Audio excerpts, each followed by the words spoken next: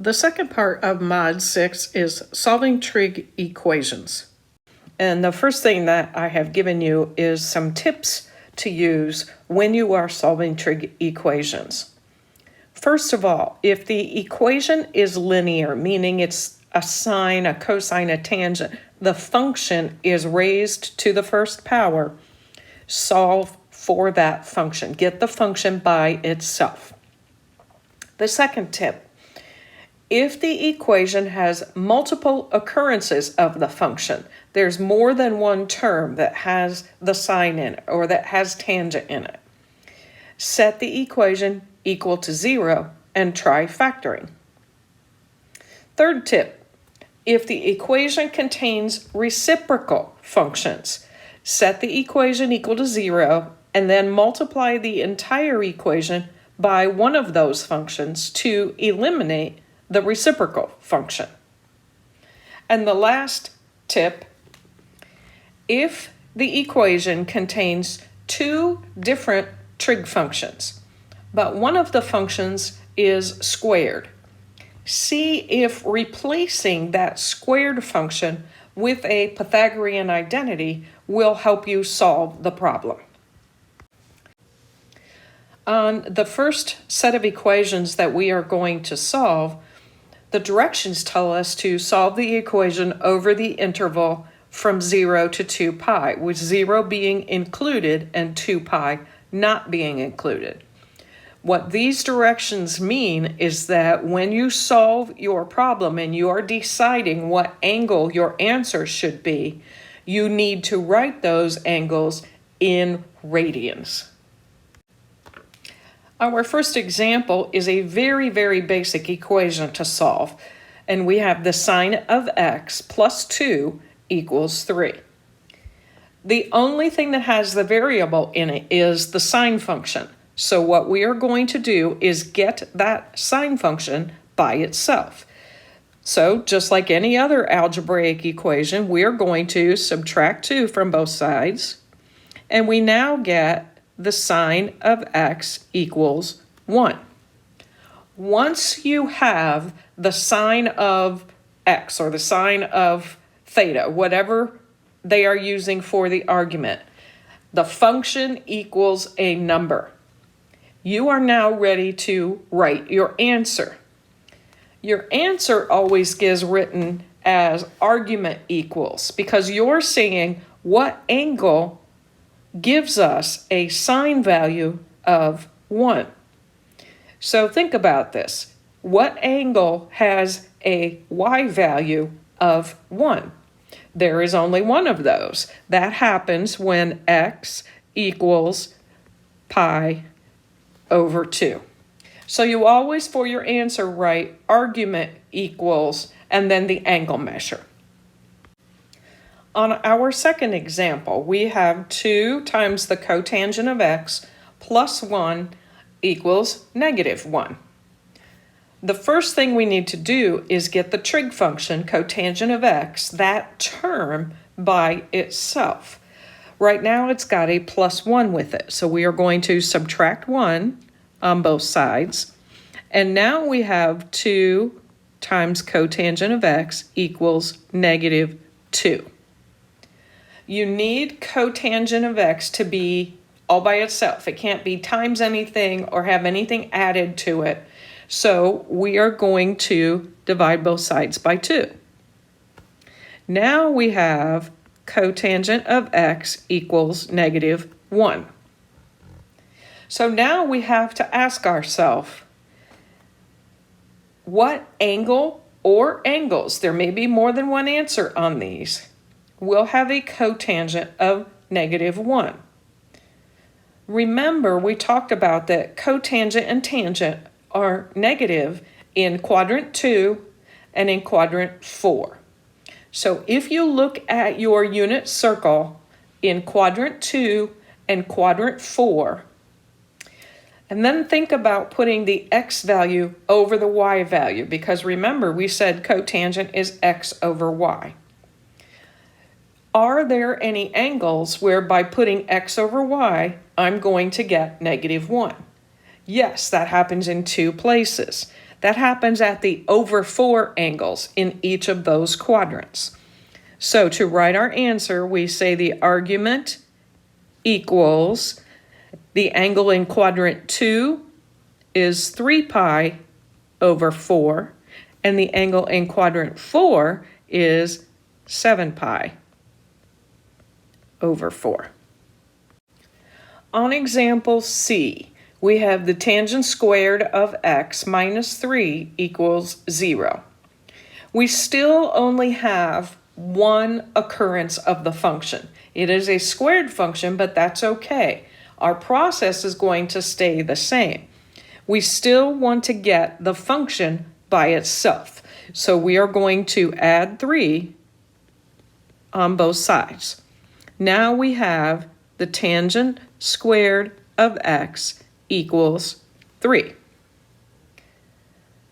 Well, we don't want tangent squared. We want tangent. How do you get rid of a square? You take the square root. So we are going to take the square root of tangent squared of x equals, and over here on the right where we had a number, we have to do plus or minus the square root of 3. Taking the square root of a square leaves you with just the first power, tangent of x, equals, and we can't simplify square root of 3, so it stays plus or minus square root of 3. Well, now, because we have both the positive and the negative, we have to think about in all 4 quadrants, if we put y over x, is there somewhere we will get an answer of square root of 3? And there is. There are 4 places where this happens. This happens at the angle of pi over 3, 2 pi over 3, 4 pi over 3, and 5 pi over 3. Our next example, we have the quantity, the cotangent of x minus 1, times the quantity square root of 3 cotangent of x plus 1 equals 0. Before we begin this example, I want to go back and look at some basic algebra. If you think back to your algebra days, if you had an equation that had the exact same items without the word cotangent in there, and you just had 2 quantities multiplied times each other set equal to 0, you probably recognize that you would take each quantity and set it equal to 0. This is some basic algebra that you learned way back in high school or even middle school. We're going to use that same concept on the 2 quantities that we have given to us in this equation. It's just that our 2 quantities happen to have the cotangent function in them. So erasing the algebra and now going back to our problem. We will take each of our quantities and make 2 separate equations, setting each of them equal to 0. Now we have 2 shorter equations to solve. Each one has one occurrence of the function, so we need to get the function by itself. On the first one on the left, we're going to add 1. So now we will have the cotangent of x equals 1. Remember that cotangent is positive in the first quadrant and the third quadrant. And it equals 1 at the over 4 angles. So the first quadrant angle that's over 4 is pi over 4. So we say x equals pi over 4. And the third quadrant angle that's an over 4 is 5 pi over 4. So that's the end of that half. Now we need to move to the other equation.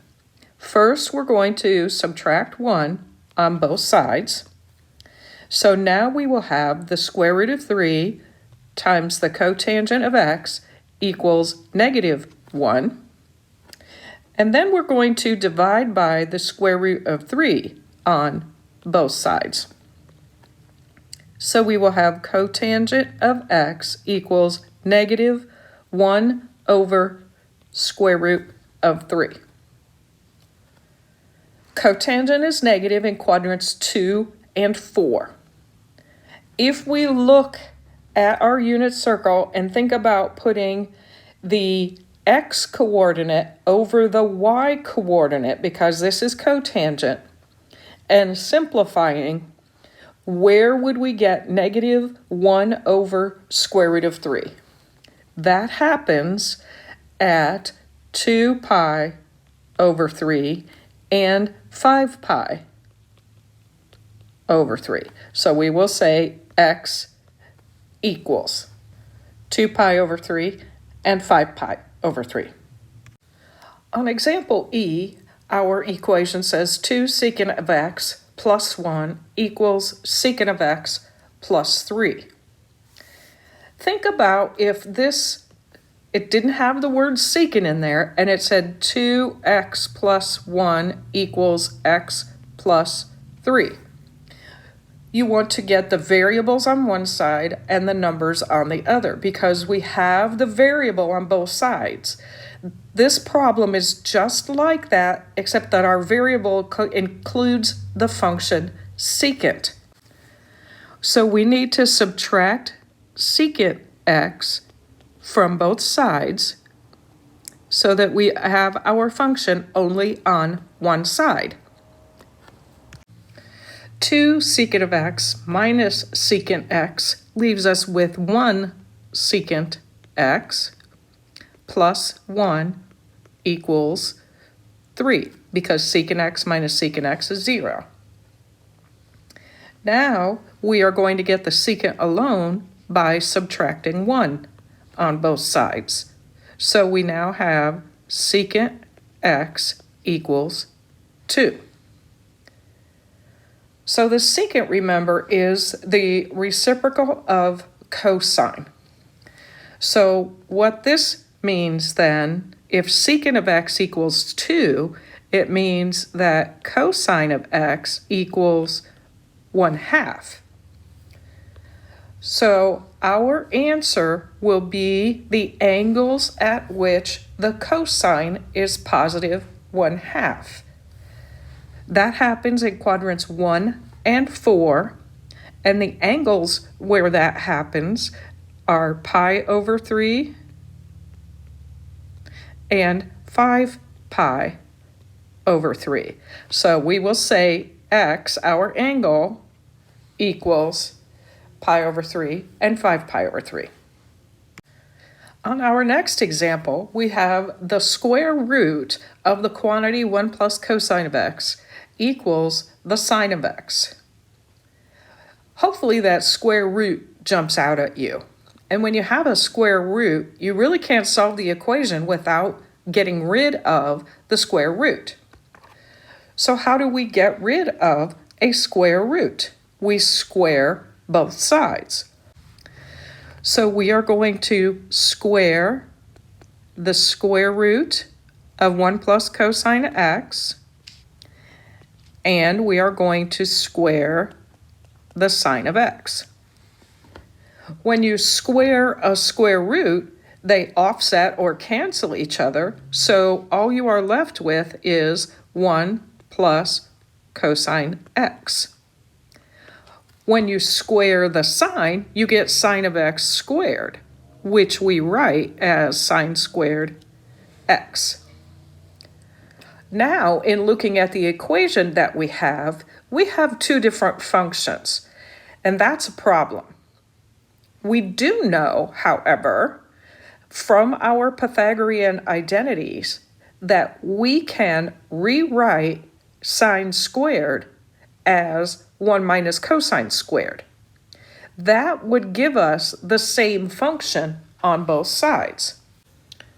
We're going to leave the left side alone and replace sine squared with what we know it's equal to, which is 1 minus cosine squared.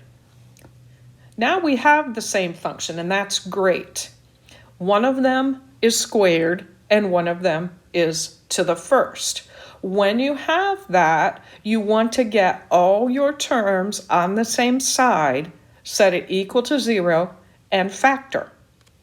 So we need to add cosine squared to both sides of this equation.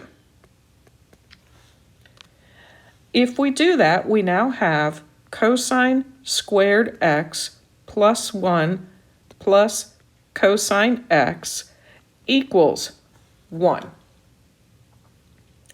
We still need to make this equation equal to 0, so we're going to subtract 1 on both sides, and this will give us cosine squared x plus cosine x equals 0.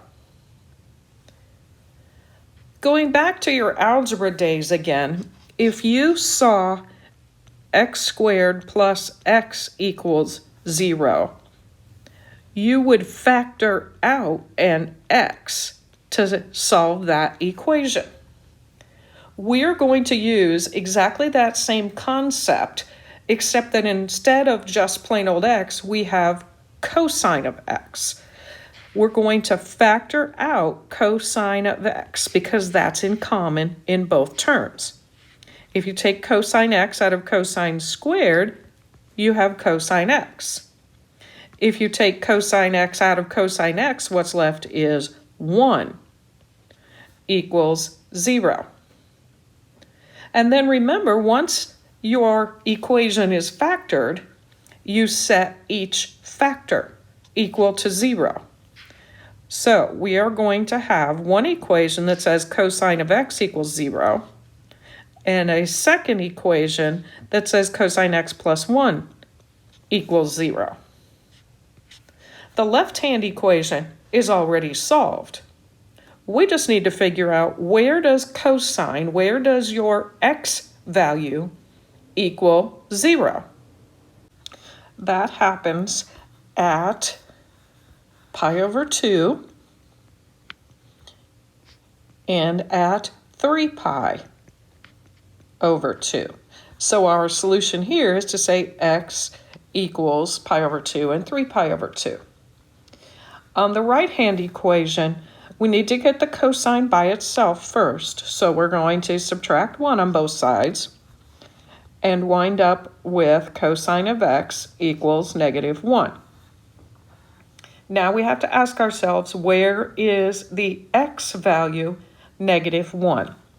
That happens at pi, so our solution is x equals pi. On example G, our equation says cotangent squared of x minus 3 cosecant of x equals -3. Just like on the last example, we have two different functions going here. So we need to try to make this just be one function. If we go back to the Pythagorean identities, we can find one version where cotangent squared equals cosecant squared minus 1. So we are going to replace the cotangent squared with what we know it's equal to from the Pythagoreans. We will now have cosecant squared x minus 1.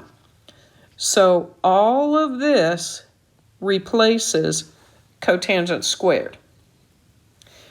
Now finish writing the rest of the equation without changing anything. Since we now have the same function and one's squared and one's not, then we want to get all the items on the same side and equal to 0. Before I do that, I'm going to rewrite this in descending order. So I have cosecant squared x minus 3 cosecant x minus 1 equals negative 3. You want your squared term and your first power term to be right next to each other. Makes factoring so much easier.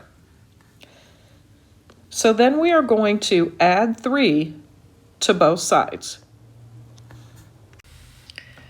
Now our equation is cosecant squared x minus 3 cosecant x plus 2 equals 0. If you need to, take these equations and write them without the function, write them with just x's. This equation would be x squared minus 3x plus 2. Going back to algebra days, this would factor into x minus 2 times x minus 1. When we write our trig equation, we are going to write cosecant of x instead of these x's. So our trig equation factors into cosecant x minus 2 times cosecant x minus 1 equals 0. Now we're back to something that we've done before. When you have factored form, you set each factor equal to 0.